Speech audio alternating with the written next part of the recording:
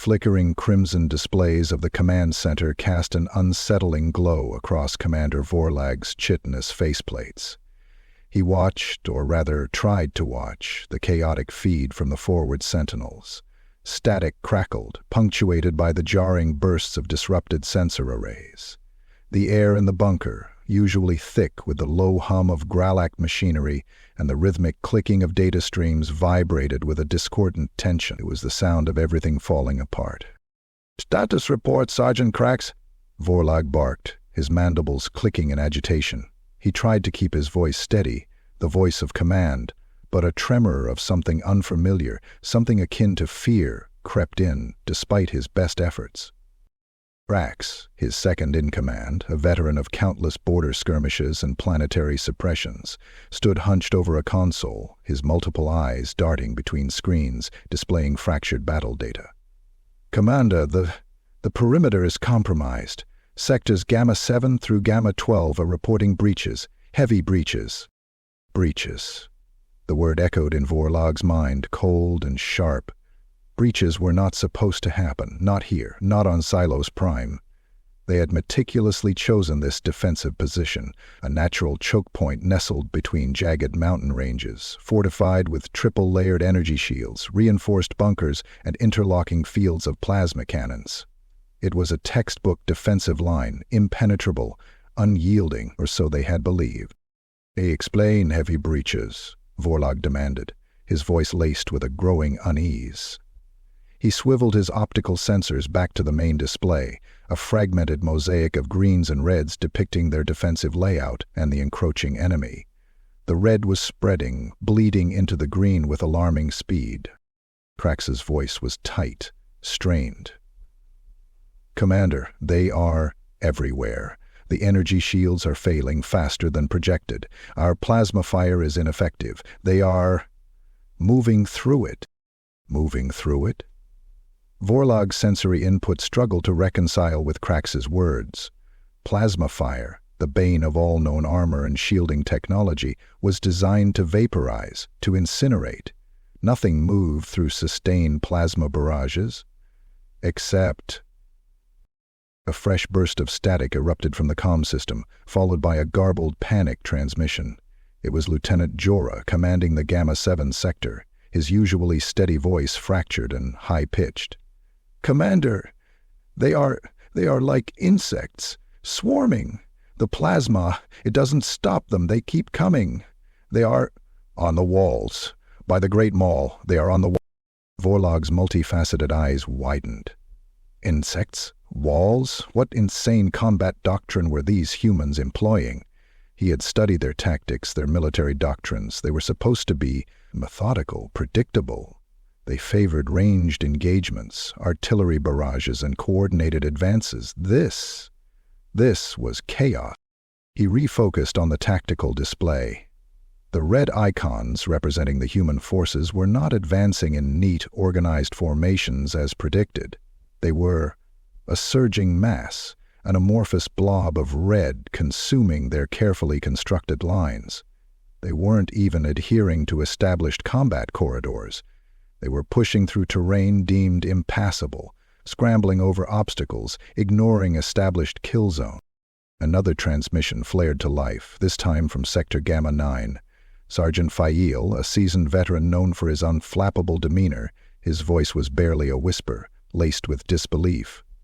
"Commander, they are laughing. I hear them laughing." Laughing? In the midst of battle? While under fire? Vorlag felt a cold dread crawl through his carapace. Laughter was not a sound of war. It was a sound of contempt, of mockery. It was the sound of predators toying with their prey. He zoomed in on the forward sensor feeds, pushing through the static and distortion.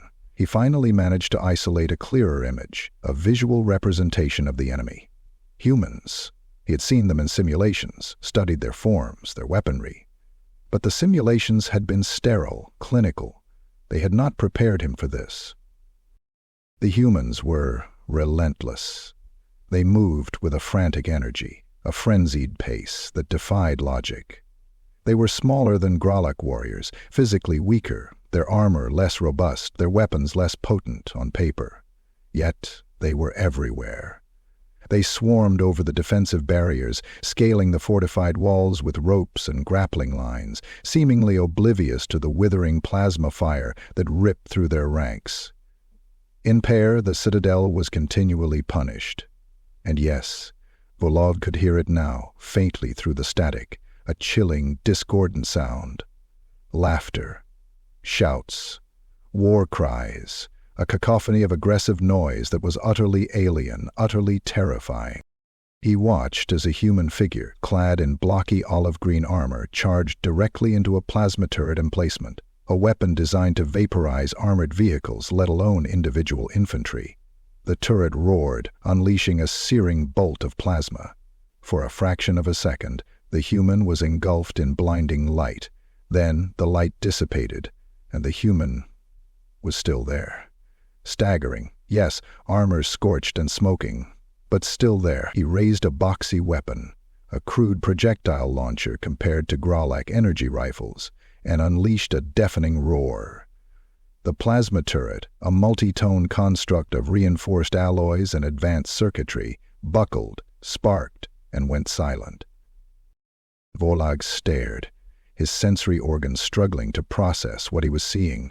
It was impossible. It defied all known combat parameters. Plasma should have disintegrated that human. At the very least, it should have incapacitated him. But he had not only survived, he had disabled a heavy weapons emplacement with what appeared to be little more than a handheld explosive device. "Commander, Sector Gamma 10 is collapsing. They are inside the bunker." Krak's voice was laced with panic now, mirroring the growing terror in Vorlag's own core. Inside the bunker? That was impossible. The bunkers were sealed, fortified, designed to withstand orbital bombardment. How could they be inside? Vorlog switched the feed to the internal bunker cameras in Gamma 10. The image was chaotic, a swirling maelstrom of smoke and debris. Grolak warriors, their chitinous armor gleaming in the flickering emergency lights, were engaged in desperate close-quarters combat. But they were not fighting other Grolak. The humans were everywhere. They seemed to materialize from thin air, bursting through access hatches, smashing through reinforced doors, appearing in ventilation shafts. They moved with a terrifying speed and ferocity, wielding crude but brutally effective weapons, short-range projectile launchers, bladed combat tools, and their bare hands and feet. Vorlag watched in horror as a Grolak warrior, a hulking veteran of countless battles, was tackled by two smaller humans. They swarmed over him, a flurry of limbs and weapons, their guttural shouts echoing in the confined space. In seconds, the Grolak warrior, his armor pierced, his limbs flailing, was still. The humans moved on, their faces grim, their eyes burning with an unnerving intensity. "They are fearless," Krax whispered, his voice barely audible above the escalating cacophony of battle sounds. They don't care about casualties. They just keep coming." Fearless. That was it. That was the terrifying truth that was dawning on Vorlag. The humans were not just relentless, they were utterly, terrifyingly fearless. They did not react to plasma fire as expected. They did not falter in the face of overwhelming odds. They did not break under pressure. They simply advanced. A tide of steel and fire, unstoppable, relentless, consuming everything in their path. Vorlag had always believed in the Grolak military superiority.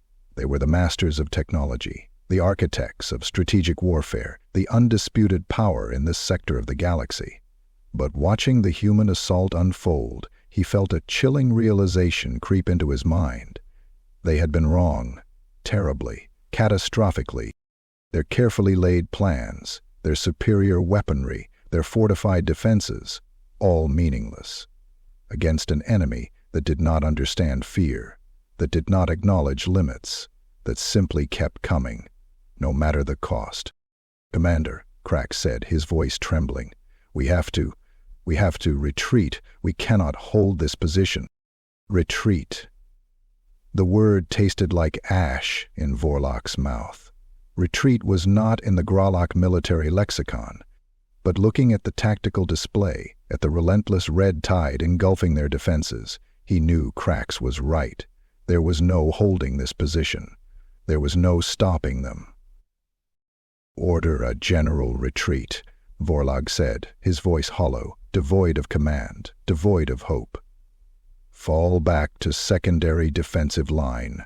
But he paused, the chilling laughter of the humans echoing in his mind. "I don't think it will matter. Nothing will matter. They will keep coming. They will not stop." He watched as the red tide surged forward, unstoppable, relentless, a terrifying force of nature unleashed upon them. And in the flickering crimson light of the command center, Commander Vorlag felt a cold certainty settle upon him, a certainty colder than space itself. They were not just losing a battle. They were facing something far more terrifying. They were facing the unyielding, unstoppable horror of human resolve, and he knew, with a chilling clarity, that they were utterly, hopelessly outmatched. The age of Grolak dominance was ending, consumed by the relentless tide of humanity, a tide of steel and fire that could not be reasoned with, could not be deterred, could not be contained.